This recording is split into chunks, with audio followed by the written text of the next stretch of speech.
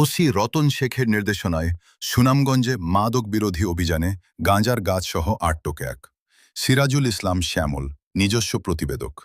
সুনামগঞ্জ সদর মডেল থানার ওসি মোহাম্মদ রতন শেখ পিপিএমের দিক নির্দেশনায় পরিচালিত মাদক বিরোধী অভিযানে ৩টি গাঁজার গাছসহ এক ব্যক্তিকে আটক করেছে পুলিশ।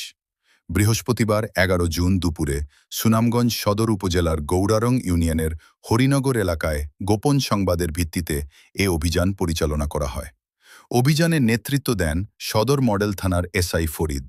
পুলিশ সূত্রে জানা যায়, দীর্ঘদিন ধরে নিজ বাড়ির আঙিনায় গাঁজার গাছ চাষের অভিযোগের ভিত্তিতে অভিযান চালানো হয়।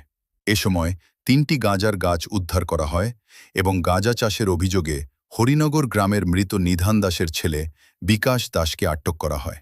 সুনামগঞ্জ সদর মডেল থানার মানবিক ওসি রতন শেখ বলেন, উদ্ধারকৃত গাঁজার গাছ জব্দ করা হয়েছে এবং আটক ব্যক্তির বিরুদ্ধে মাদকদ্রব্য নিয়ন্ত্রণ আইনে প্রয়োজনীয় আইনগত ব্যবস্থা গ্রহণের প্রক্রিয়া চলমান রয়েছে।